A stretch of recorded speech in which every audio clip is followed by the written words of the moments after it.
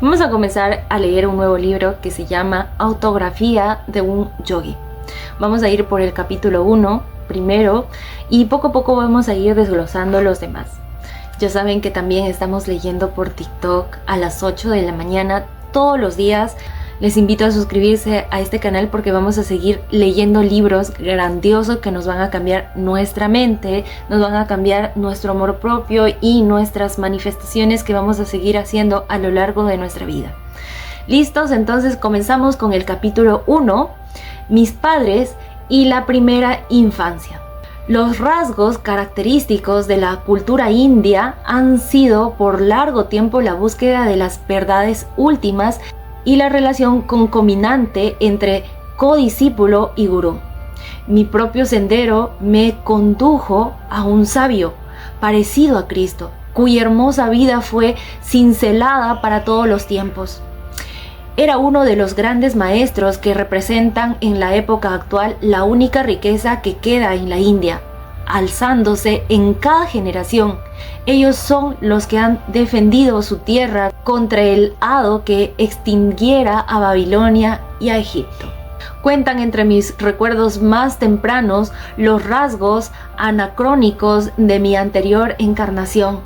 Claros recuerdos vienen a mi mente de una remota vida pasada, los de un yogi en medio de las nieves de los Himalayas.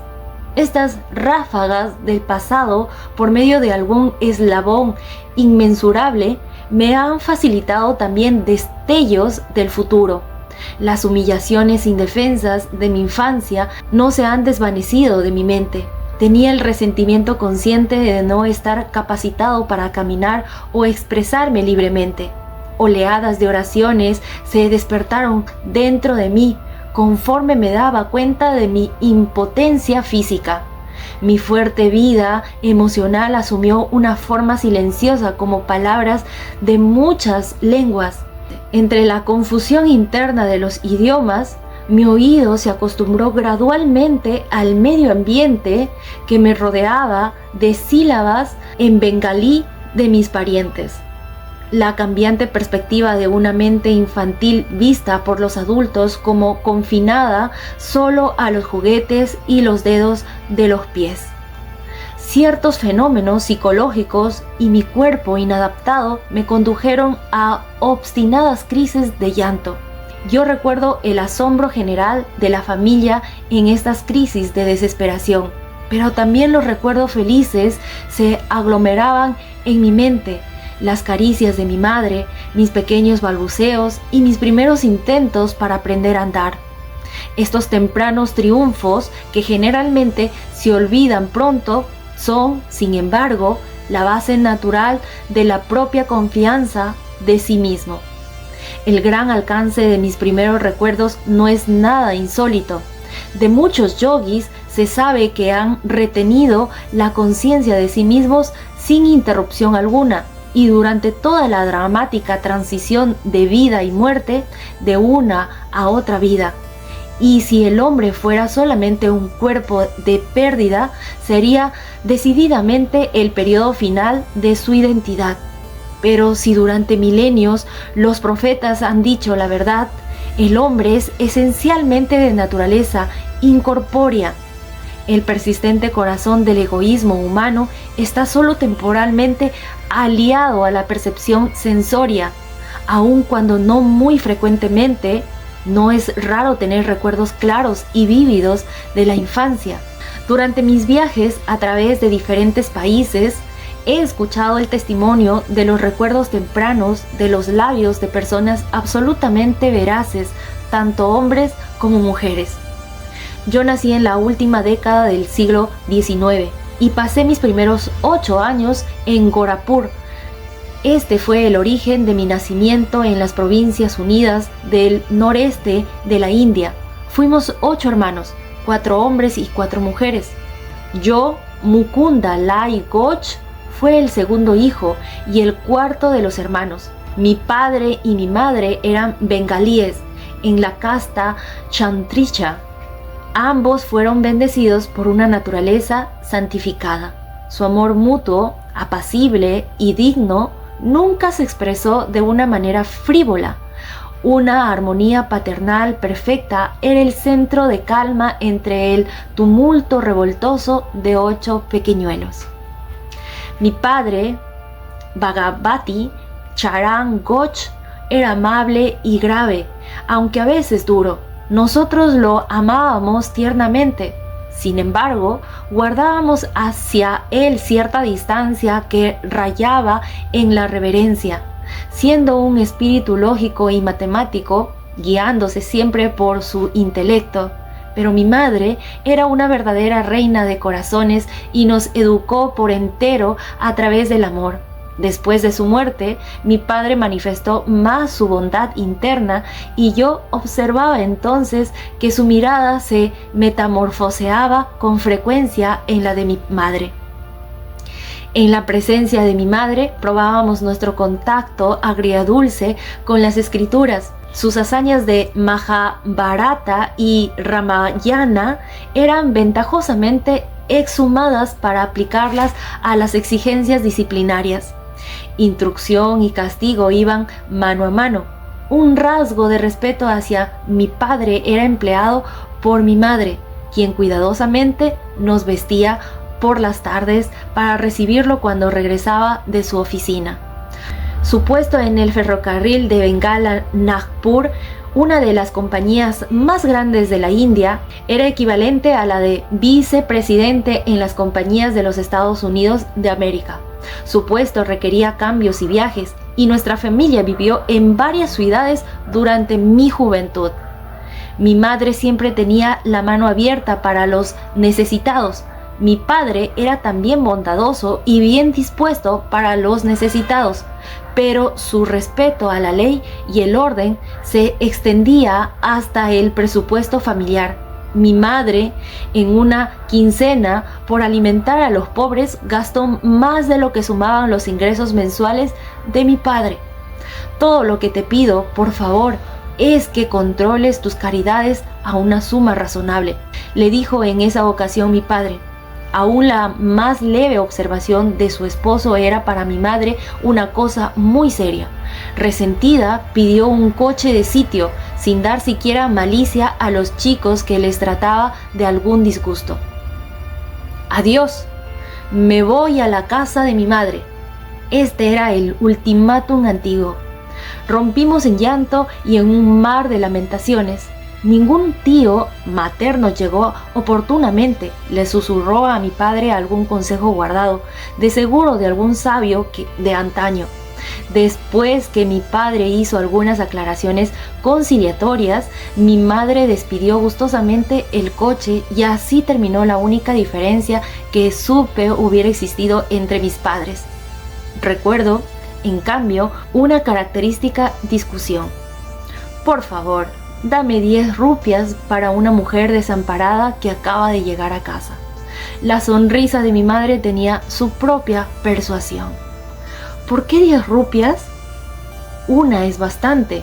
Justificando su opinión, mi padre agregó: cuando mi padre y abuelos decía murieron repentinamente, supe por primera vez lo que era la pobreza. Mi único desayuno antes de caminar millas para ir a la escuela era un plátano pequeño. Más tarde, en la universidad, llegué a estar tan necesitado que recurría a un rico magistrado para una ayuda de 1 rupia mensual.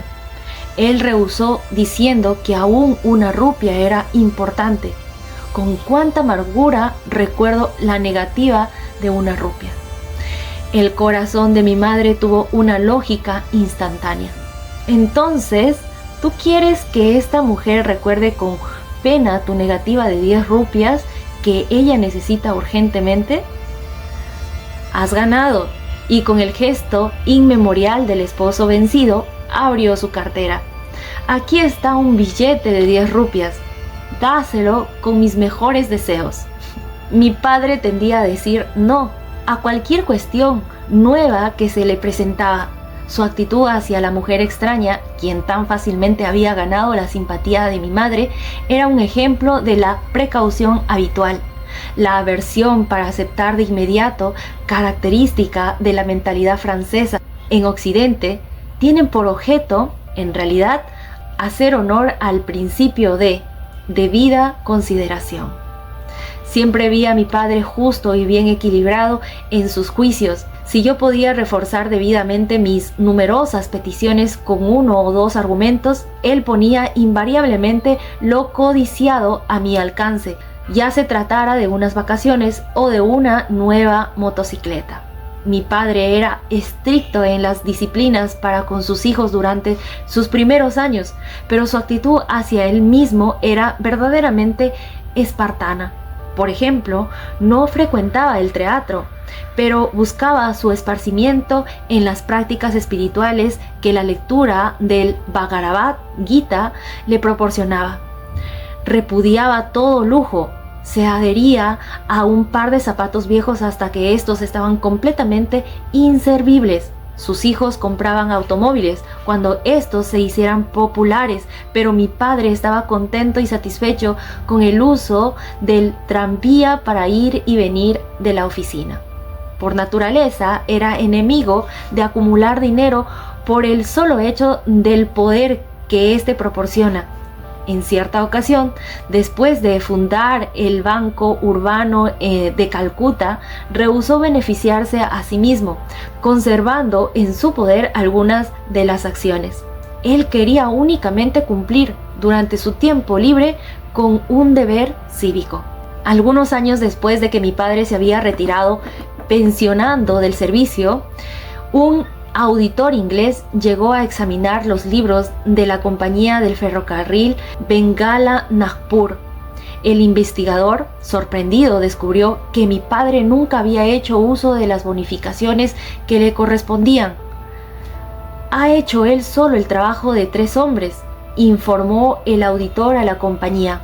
Esta le debía 125,000 rupias, que son aproximadamente $41,250, por compensaciones atrasadas que no había cobrado. Los jefes del ferrocarril le entregaron un cheque por esta cantidad. Mi padre le dio tan poca importancia que ni siquiera lo mencionó a la familia. Mucho tiempo después, mi hermano menor, Vishnu, al notar un crecido depósito en uno de los informes del banco, hizo preguntas a mi padre. «¿Por qué alegrarse por una ganancia material?», le contestó él. «Aquel que persigue la meta de una actitud de equilibrio mental completo, ni se regocija con la ganancia, ni se entristece con la pérdida.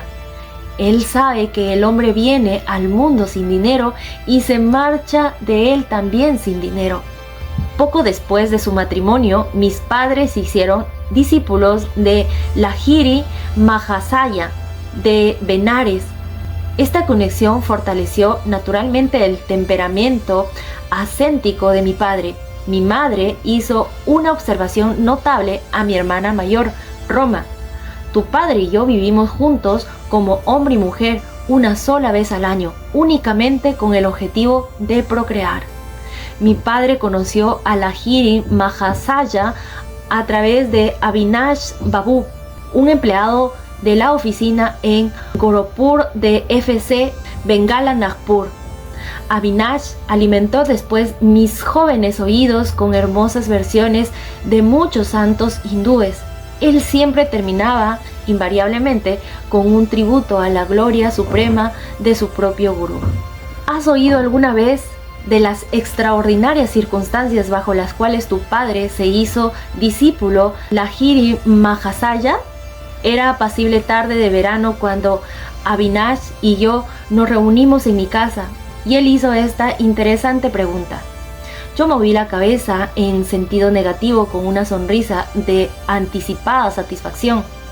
Hace años, antes de que tú hubieras nacido, le pedí a mi jefe, tu padre, que me permitiera una licencia de una semana para ausentarme de mi trabajo y visitar a mi gurú en Benares. Tu padre ridiculizó mi plan. ¿Te vas a convertir en un religioso fanático?, me preguntó. Mejor concentra tu atención en el trabajo si quieres adelantar. Ese día, caminando tristemente rumbo a mi casa por una vereda del borde, me encontré con tu padre que venía en un palanquín. Se bajó de él y, despidiendo a los sirvientes que lo traían, precipitó a caminar a mi lado. tratando de consolarme, indicándome las ventajas de trabajar para obtener un éxito material en el mundo, pero yo lo oía distraídamente. Mi corazón repetía: Lahiri Mahasaya, ya no puedo vivir sin verte.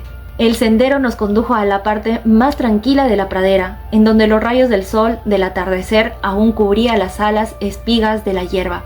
Nos paramos en medio del campo para contemplarlo cuando a unas cuantas yardas de nosotros la forma de mi gran gurú apareció repentinamente. Bhagavati, eres demasiado duro con tu esplendor. La voz rebosaba en nuestros asombrados oídos. Mi gurú desapareció tan misteriosamente como había venido. De rodillas yo exclamaba: Lahiri Mahasaya, Lahiri Mahasaya. Tu padre quedó inmóvil de estupefacción durante algunos minutos. Avinach, no solo te doy permiso para ausentarte, sino que yo también me lo concedo para salir mañana mismo para Benares.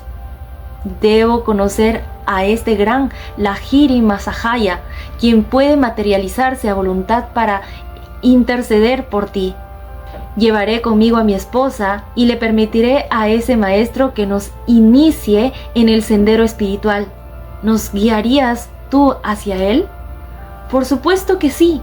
El gozo me rebosaba al ver la respuesta milagrosa que mi oración había tenido y el muy favorable cauce que este asunto había tenido. La noche siguiente, tu padre y yo tomamos el tren para Benares. Al otro día subimos a un carro tirado por un caballo y luego caminamos por callejuelas estrechas para llegar a la casa apartada de mi gurú. Entrando en su pequeña sala le hicimos reverencia. Estaba asimismado en su postura meditativa habitual, la del gloto. Luego sus penetrantes ojos se fijaron parpadeante en tu padre. Bhagavati, eres demasiado duro con tu empleado. Sus palabras fueron las mismas que él mismo había pronunciado 2 días antes en la pradera de Gorapur. Y luego agregó: mucho me alegro que le hayas permitido a Avinach que viniera a verme y que tú y tu esposa lo hayan acompañado. Para satisfacción de tus padres, los inició desde luego en la práctica del Kriya Yoga. Tu padre y yo, como hermanos discípulos, hemos sido íntimos amigos desde el memorable día de la aparición. Más tarde, Lahiri Mahasaya tuvo un vivo y definido interés en tu propio nacimiento. Tu vida seguramente estará ligada con la de él. Las bendiciones del maestro nunca fallan. Lahiri Mahasaya abandonó este mundo poco después que yo entré en él. Su retrato es un marco honrado, siempre ha permanecido en el altar de la familia en las varias ciudades que mi padre tenía que visitar por necesidades del servicio. Muchas veces, las mañanas y las noches nos sorprendía a mi madre y a mí meditando ante una improvisada capilla, ofreciéndole flores impregnadas de pasta de sándalo, juntando incienso y mirra a nuestras devociones. Honrábamos la divinidad que había encontrado completa expresión en Lahiri Mahasaya. Su fotografía ha tenido una sorprendente influencia sobre mi vida. Conforme fui creciendo, el pensamiento del maestro creció conmigo. Durante la meditación veía frecuentemente la imagen fotográfica salir del pequeño marco y tomar una forma viviente, sentado ante mí. Cuando trataba de tocar los pies de su luminoso cuerpo, se volvía a transformar en la fotografía que el marco encerraba. Conforme la niñez se fue convirtiendo en juventud, yo veía a Lahiri Mahasaya transformarse en mi mente, de una imagen pequeña encarnada en un cuadro, a una presencia iluminada llena de luz. Con frecuencia le rezaba en momentos de prueba o confusión, encontrando siempre dentro de mí su consoladora guía. Al principio me entristeció mucho el que no estuviera todavía vivo en cuerpo físico. Conforme principié a descubrir su secreta omnipresencia, ya no volví a lamentarme. Él ha escrito a menudo a aquellos de sus discípulos que estaban demasiado ansiosos de verlo. ¿Por qué vienen a ver mis huesos cuando yo estoy siempre en el radio de Kutashna, vida espiritual? A la edad de 8 años fue bendecido con una curación maravillosa a través de la fotografía de Lahiri Mahasaya. Esta experiencia intensificó grandemente mi amor. Mientras mi familia estaba en Ichapur, en Bengala, fui atacado de cólera asiático. Me habían desahuciado los doctores, quienes no podían hacer nada más por mí. Al lado de mi cama, mi madre me aconsejaba frenéticamente que yo me fiara en el retrato de Lahiri Mahasaya, colgado en la pared a mi cabecera. Reverenciándolo mentalmente me decía: mi madre sabía que yo estaba demasiado débil para levantar mis manos en señal de saludo. Si realmente muestras tu devoción y te arrodillas internamente, tu vida será salvada. Dirigí mi vista a su fotografía y enseguida contemplé cómo una luz resplandeciente envolvía mi cuerpo y toda la habitación. Mi náusea y todos los demás síntomas incontrolables desaparecieron. Ya estaba bien. Inmediatamente me sentí lo suficientemente fuerte para inclinarme y tocar los pies de mi madre en aprecio y reconocimiento por su inconmensurable fe en su gurú. Mi madre oprimía repentinamente su cabeza contra el retrato de su gurú. Oh Maestro omnipresente, yo te agradezco que tu luz haya curado a mi hijo. Entonces me di cuenta de que también ella había presenciado el luminoso reflejo con cuyo auxilio instantáneamente me había recobrado de una enfermedad que es, por lo general, de fatales consecuencias. Uno de mis más preciados tesoros es esa misma fotografía que le fue dada a mi madre personalmente por Lahiri Mahasaya y que lleva consigo una fuerte y santa vibración. La fotografía tiene un maravilloso origen. Me lo contó un discípulo, compañero de mi padre, Kali Kumar Roy. Parece ser que el maestro tenía una gran aversión a ser retratado. No obstante sus protestas, una fotografía de grupo de él y algunos de sus devotos, incluyendo a Kali Kumar Roy, fue tomada.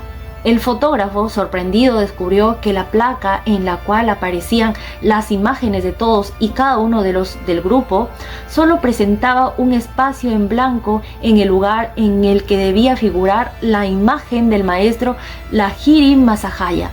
Este fenómeno fue ampliamente comentado y discutido.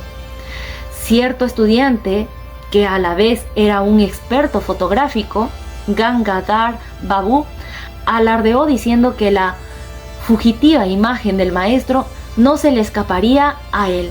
Al día siguiente, cuando el gurú estaba sentado en la postura de loto sobre un taburete de madera con un biombo tras él, llegó Gangadhar Babu con todo su equipo y tomó todas las precauciones que el caso requería para tener un buen éxito. Tomó 12 exposiciones distintas. En cada una encontró la impresión del taburete de madera y el biombo, pero una vez más la fugitiva imagen del maestro había desaparecido.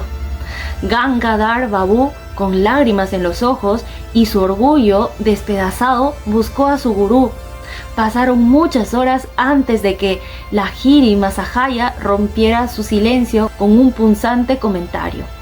Soy un espíritu. ¿Puede tu cámara reflejar al invisible omnipotente? Ya veo que no puedo, Santo Señor, pero yo deseo ardientemente un retrato del templo físico donde, a mi corto entender, ese espíritu parece morar en su totalidad. Bueno, entonces ven mañana por la mañana y posaré especialmente para ti. Una vez más el fotógrafo enfocó su cámara. En esta ocasión, la figura sagrada no se cubrió con su misteriosa impecabilidad y su figura apareció claramente en la placa. El maestro nunca volvió a posar para ningún fotógrafo, según sé, y no he visto ninguna otra fotografía de él. La fotografía está reproducida en este libro. Los claros rasgos fisioquímicos de Lahiri Mahasaya, de una casta universal, podrían difícilmente decirse a qué raza pertenecen. El goce intenso de su confusión con Dios es ligeramente denunciado por una sonrisa algo enigmática. Sus ojos medios abiertos para detonar una dirección nominal del mundo exterior están también semicerrados, completamente abstraídos a las pobres añagazas terrenas, y estaban siempre completamente despierto a los problemas espirituales de quienes a él se aproximaban buscando un amparo de su generosidad. Poco tiempo después de mi curación, a través de la potencialidad de la fotografía del gurú, tuve una visión de influencia espiritual. Sentado en mi cama, una mañana tuve un profundo sueño. ¿Qué hay tras la oscuridad de los ojos? Este escudriñador pensamiento se aferró poderosamente a mi mente. Un intenso resplandor de luz se manifestó enseguida en mi vista interna.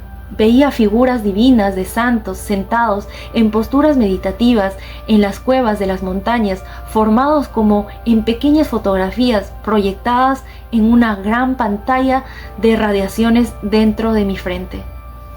¿Quiénes son ustedes?, pregunté en voz alta.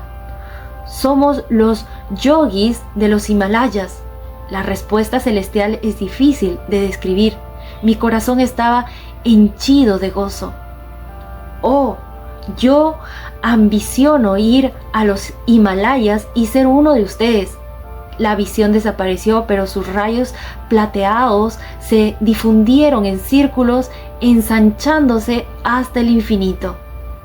¿Qué es este maravilloso relucir? Yo soy Iswara. Yo soy luz. La voz era como un murmullo en las nubes.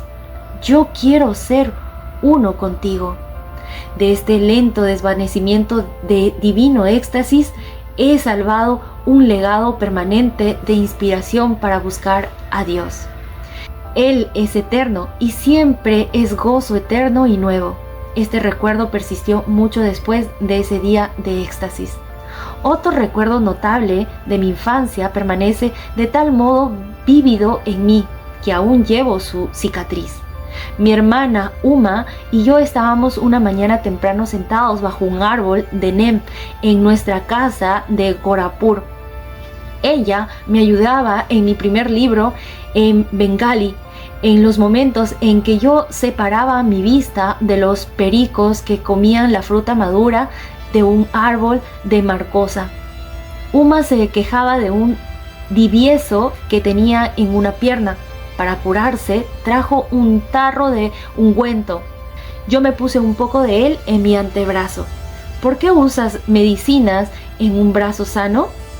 Bueno, hermanita, siento que voy a tener mañana un divieso.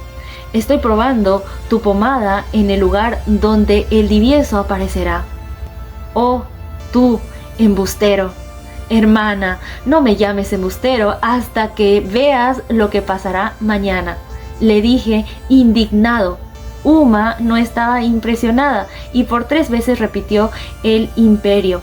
Una resolución sonó en mi voz cuando yo daba mi contestación lentamente.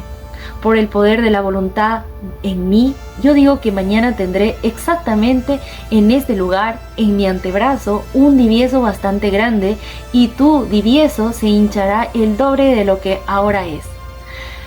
La mañana me sorprendió con un enorme divieso en el lugar que había señalado, y el tamaño del de mi hermana Uma había aumentado el doble. Con un chillido de susto, mi hermana corrió a ver a mi madre y le dijo: Mukumba se ha convertido en un nigromante. Muy seriamente mi madre me reconvino, diciéndome que nunca usara el poder de las palabras para hacer mal. Siempre he recordado de esta reconversión y he seguido fielmente su consejo. Un cirujano se encargó de curarme el divieso.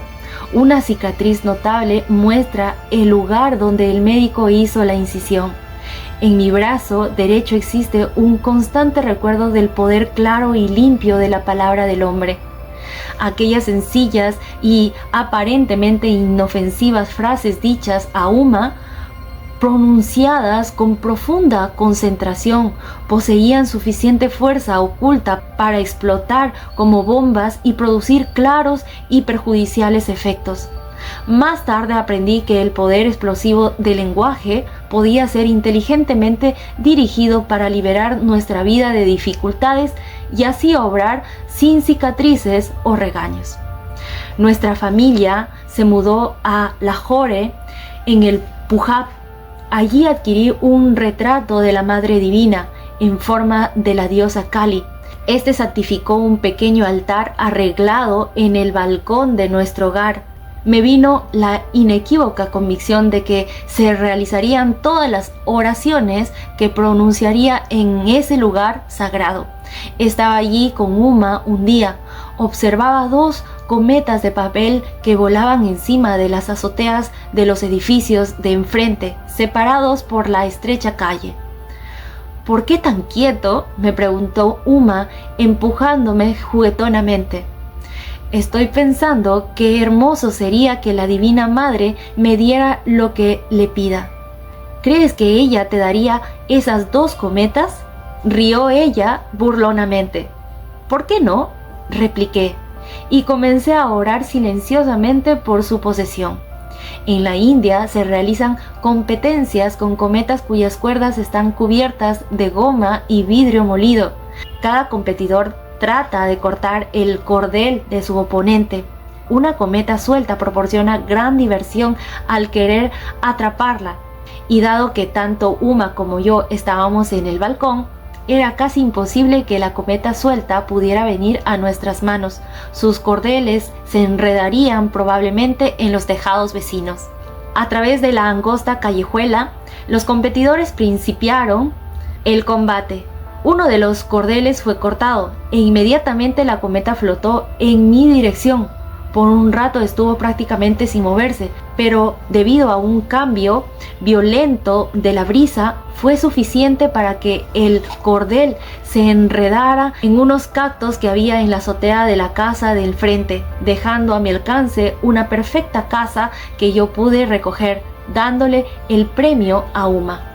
Oh, es sencillamente un accidente extraordinario, pero no una contestación a tus oraciones. Si la otra cometa viene hacia ti, entonces sí creeré. Los ojos negros de mi hermana mostraron mucho más asombro que sus palabras. Yo continué mis oraciones con intensidad creciente. Una verdadera lucha entablada el otro competidor, y el resultado no se hizo esperar con la brusca desprendida de su cometa. Balanceándose ligeramente en el aire, venía hacia mí. Mi hábil ayudante, la planta de cacto, otra vez atrapó el cordel con la extensión suficiente para que yo pudiera recogerla. Entonces, feliz, presenté mi segundo trofeo a Uma. Ciertamente, la Madre Divina te escucha. Esto es demasiado misterioso para mí. Y mi hermana echó a correr como un pájaro asustado. Entonces, este ha sido el primer capítulo de este libro.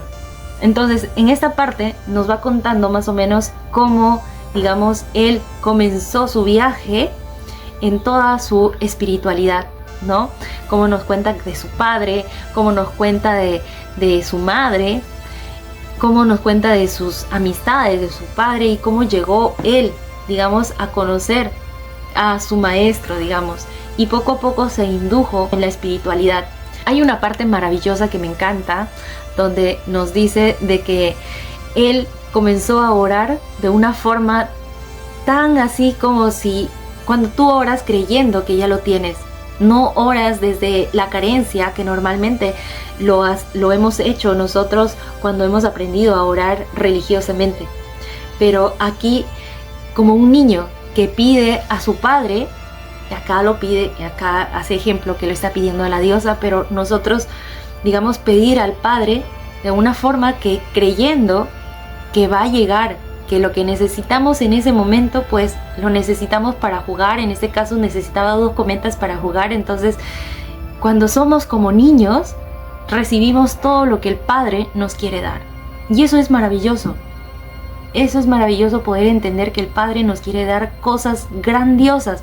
Pero para eso tú tienes también que creerte lo suficiente, tienes que creerte lo bastante valiosa como para poder recibir también eso.